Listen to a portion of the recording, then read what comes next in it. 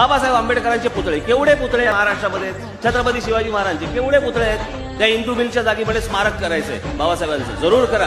पण त्या इंदू मिलच्या जागी जर स्मारक करायचं असेल तर डॉक्टर बाबासाहेब आंबेडकरांच्या नावाने जगातली सगळ्यात मोठं वाचनालय तिकडे उभं करा, जगातल्या लोकांना तिकडे येऊ देत. आमच्या बाबासाहेबांनी काय सांगितलं होतं? वाचा, शिका आणि मग लढा ना.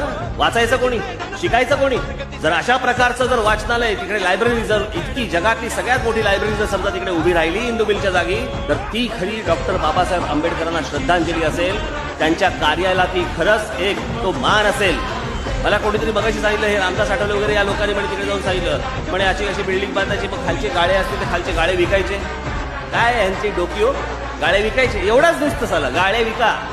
नुसतं डॉक्टर बाबासाहेब आंबेडकरांचं फक्त नाव घ्यायचं, करायचं काहीच नाही. म्हणजे यांना काही मिळालं की आमच्या दलित बांधवांच्या समाज, दलित समाजाचं भलं, आणि यांना काही नाही समजून दिलं तर दलित समाजावरती अन्याय.